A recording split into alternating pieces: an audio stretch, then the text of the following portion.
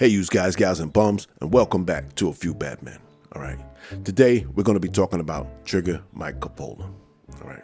Trigger Mike Coppola was a numbers man, a loan shark, a drug dealer, a mean drunk, a sadist, a cold-blooded killer, and a big-time earner for the mafia. Standing at 5'5" and 150 pounds, Mike was a small guy who carried big guns and was not afraid to use them. He used his knacks for making money and violence to climb to the top spot in the Harlem's rackets in the 1930s and 40s. Michael Coppola was born on July 20th or 2nd, depending on the source, in 1900 in Salerno, Italy, to Giuseppe and Angelina Coppola. Sometime in his youth, the Coppolas moved to the U.S. and they settled in East Harlem on 115th Street. The Italian neighborhood was the territory of the Morello Terranova gang, which is now the Genovese family, founded by Giuseppe Morello, the first boss of the American Mafia. With 8 siblings, Mike had little supervision, and he was an unruly kid and took to the streets early. His first brush with the law came in 1914 when he was sent to a truant school as a delinquent. He spent the rest of his teens in and out of jail. He did 3 stints for petty larceny and attempted grand larceny, and in 1922, he was sentenced to 3.5 years in Sing Sing for pickpocketing. He would do 5. On June 10th, 1927, Mike, who was 5 months out of Sing Sing, a 23-year-old dancer named Dora Lavelle, and several of his guys went into the Nest Club at 169 West 133rd Street. Mike was already drunk when he arrived, and Mike was not a nice drunk. While Mike and Dora were on the dance floor, Dora was accidentally bumped by Arthur Bryson of the vaudeville team Bryson and Jones, one of the leading black dancing duos at the time. Mike took exception to Dora being bumped, and an argument ensued. Mike cursed Bryson. Bryson took exception to that, and the two went at each other. During the ruckus, Mike whipped out a gun, and shots rang out. Mike fired twice, putting a bullet each into the dancer's legs. An all-out fight broke out between Mike's boys and the patrons. Officer Weber heard the shots and came running. When he went inside, Mike was pointed out as the shooter. When the officer searched Mike, he could not find the gun. He searched the place and then asked Miss Lavelle for the gun. She said she didn't know anything about any guns. Under closer inspection, the officer noticed that the gun was in her dress. He asked for it. She refused and became violent. Officer Weber had to wrestle her down before he could take the .32 caliber gun with 7 unspent shells from her. She was taken in for disorderly conduct. Mike was taken in and charged with felonious assault. Bryson was taken to the hospital where his injuries were said to be non-life-threatening, but it would take a while before he could get back on the stage, and if or when he did, he would never be the same. The charges went away from Mike. When Mike got out of Sing Sing, he began to run with members of the 116th Street crew, at that time being run by the Artichoke King, Ciro Terranova. And he partnered up with East Harlem gangster Joey Rayo. Joe Rayo was an all-around gangster. A year younger than Mike, Joey too had been in the streets since he was a youth, and by 1927, he had a rap sheet a mile long, containing everything from robbery to narcotics to murder. On September 27, 1927, Salvatore Benny Barberi kissed his common-law wife Dot Walsh goodbye and said that he would be right back. Tony was a small-time bootlegger and cocaine salesman. Unfortunately for him, he was making it snow in someone else's territory. The next morning, patrolman William Dollard of the 123rd Street station was walking his beat down West 117th Street. He passed what he thought was a man sleeping behind the wheel of a Buick. When he went to arouse the man, he found that he was riddled with bullets. The man was identified as Salvatore Barberi from Staten Island. He had been arrested 10 times and did 8 years for murder. Joey Rayo and Mike Coppola were suspects. On October 4th, the police found Mike in a restaurant on 117th Street.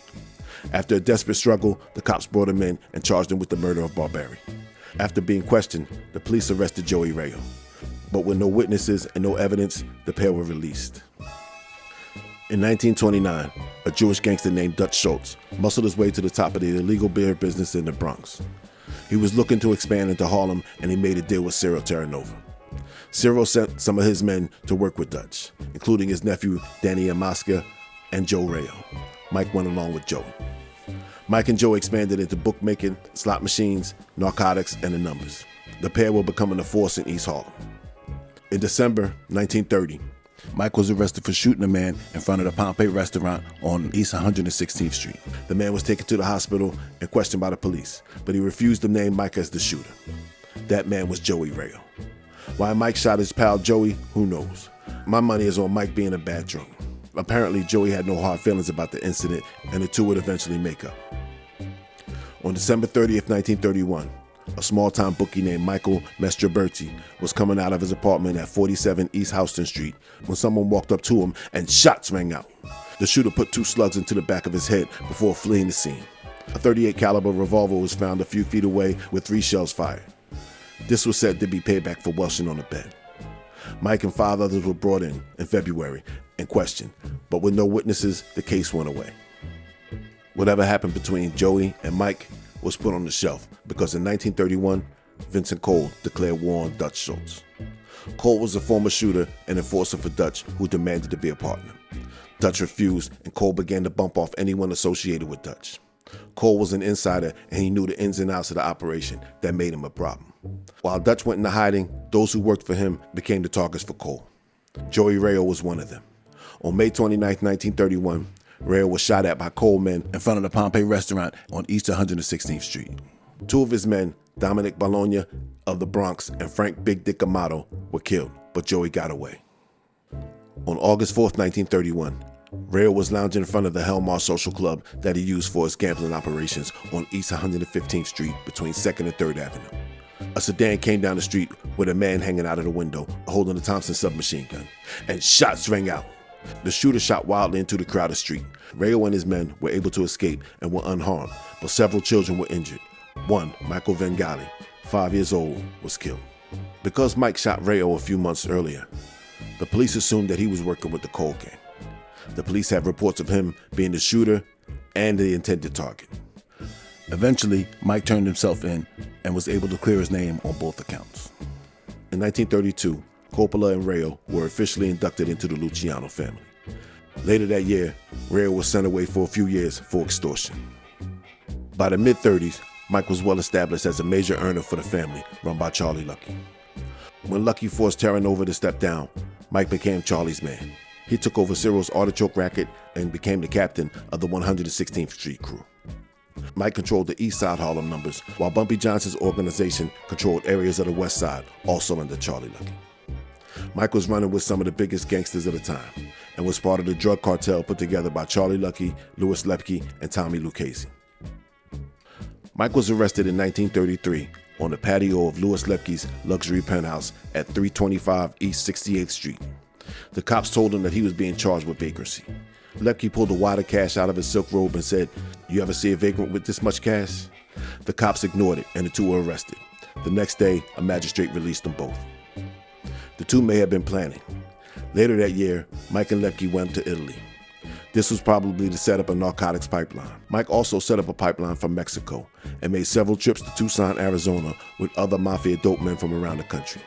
On March 12, 1936, Mike was arrested in Miami, Florida on a vagrancy charge. He was released on $500 bond and was told to leave town. He did, but he would be back. Mike spent the next decade making connections and making lots of money. While Charlie Lucky was on the street, he was loyal to him.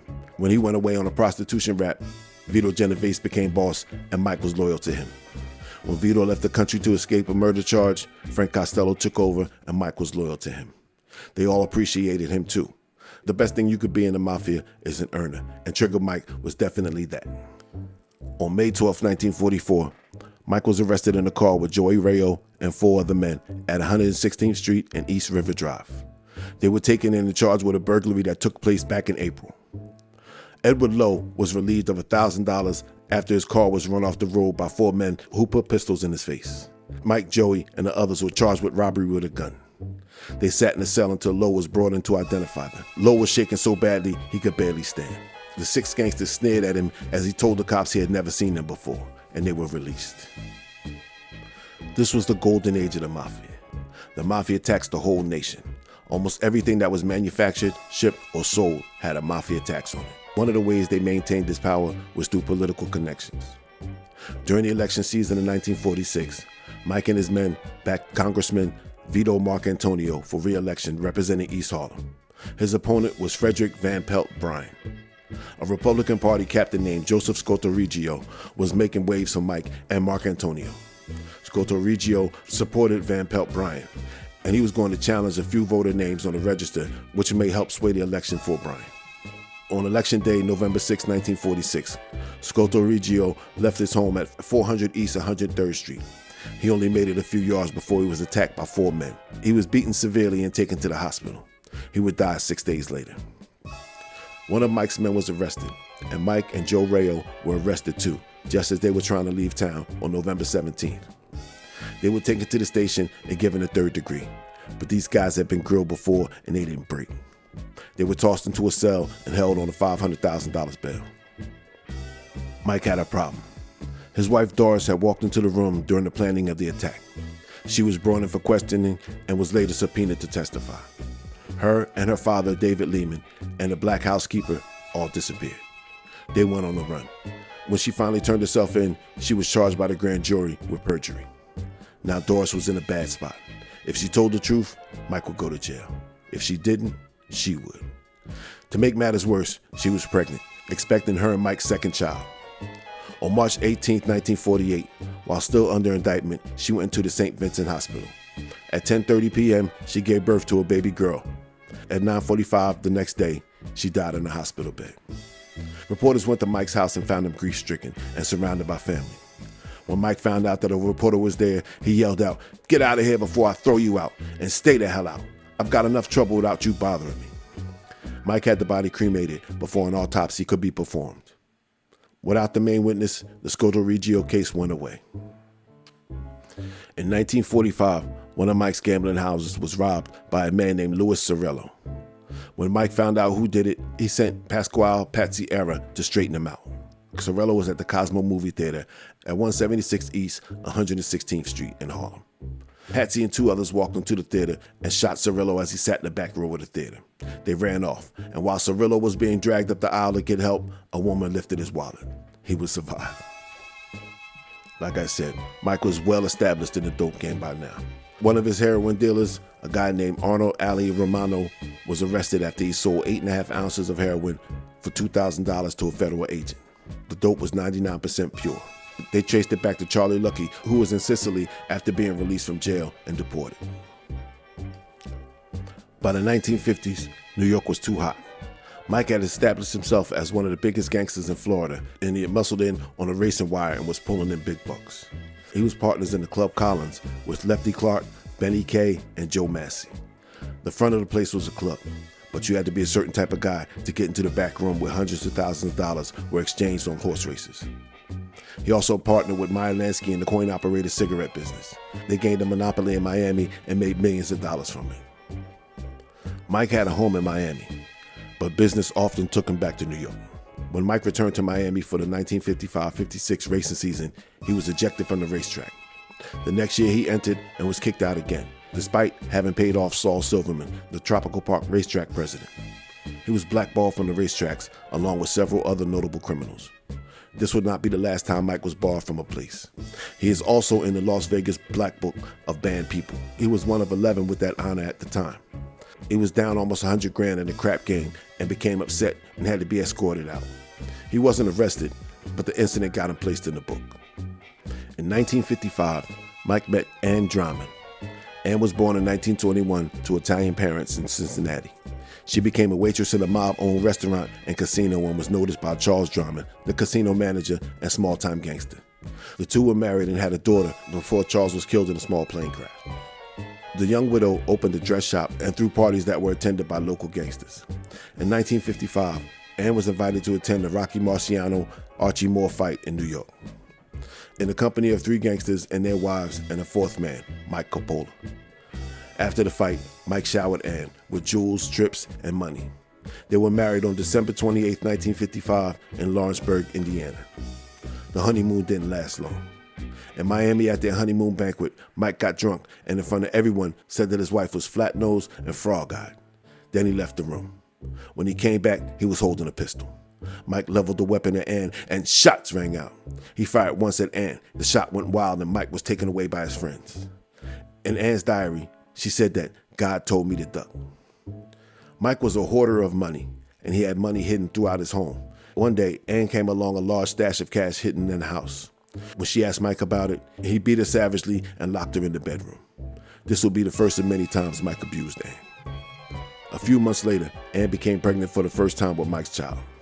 Mike called an underworld doctor, and on the family's kitchen table, he performed an abortion. Mike stood and watched, even eagerly offering his assistance to the doctor. This would be the case every time Ann became pregnant. Mike enjoyed it and gained sexual pleasure from it, and each time the doctor received $1,000. In 1956, Ann was going through some papers and found evidence that Mike had his first wife, Doris, murdered in the hospital. The beatings for Ann would continue, followed by Mike showering her with gifts, trips, and money. She grew to hate Mike and began to stash the money that he gave her. Over 4 years, she stashed away $277,000. Mike never missed it.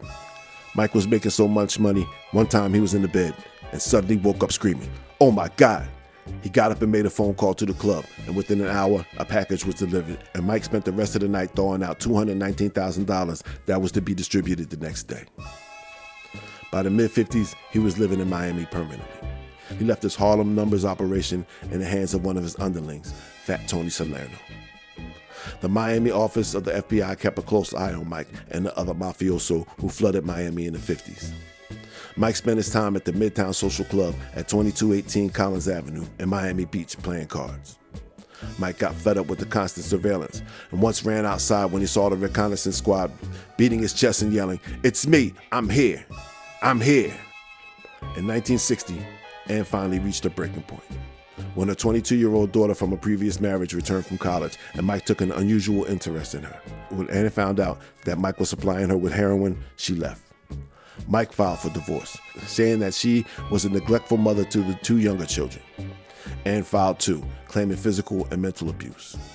In April of 1961, Mike was arrested on 4 counts of misrepresenting his income between 1956 and 1959 and was facing 20 years and a $40,000 fine. He was described as the most important mob figure in Florida and asked that the trial be moved. He said that he couldn't get a fair trial in Florida. When the feds came to talk to Ann, she volunteered to testify about the money he had given her. Mike sent some of his goons to scare her into not talking. They snatched her from in front of her apartment and drove her to a beach on Staten Island, beat her up and left her with a warning to stop talking. Ann was undeterred. She went on a run with her daughter and left for Europe, taking the money she had hoarded from Mike with her. She flew back to America to testify, and Mike eventually pleaded guilty to the charges and was sentenced to a year in jail, hit with a $40,000 fine, and had to pay the government $400,000 of the $966,000 he owed. He would be placed in the Atlanta penitentiary along with his boss, Vito Genovese, and longtime acquaintance, Joe Valachi. Ann and her daughter stayed in Rome. On September 18th, Ann checked herself into a hotel and began to drink. She wrote a letter to her friends at the IRS and to AG Bobby Kennedy, imploring him to keep up the fight against the mafia. She also wrote a letter to Mike. It said, "Mike Coppola, someday, somehow, a person or God or the law shall catch up with you, you yellow-bellied bastard. You are the lowest and the biggest coward I have had the misfortune to meet." Then she wrote over the hotel bed in lipstick, "I have always suffered. I am going to kill myself. Forget me." Then she took a handful of pills and went to sleep. She would never wake up. In her dying wishes, she asked that her body be cremated and her ashes dumped out over Mike's home in Florida. When Mike got out of jail, he was put on a shelf permanently, and he moved from Miami to Boston, where he spent his days working in his garden. In September of 1966, he was taken to the hospital. On October 1st, he would pass away from liver disease. His death never made the papers. And that, my friends, is the skinny on Trigger Mike Coppola. I hope you guys enjoyed the story as much as I enjoyed telling it. I hope you guys learned some things that you didn't know about Mike before. You guys know how it goes. If you like what we do over here at A Few Bad Men, bump up that subscribe button, ring that bell, set it for all notifications so you don't miss anything, and break that thumb. If you want to slide an envelope upstairs to the boss to help the channel run smooth, the PayPal link is in the description down below. All right, go to the merch store, grab yourself a nice little shirt, get your girlfriend something, get your guy friend something. All right, so this has been A Few Bad Men. Keep your nose clean and don't take any wooden nickels. I see yous in the funnies.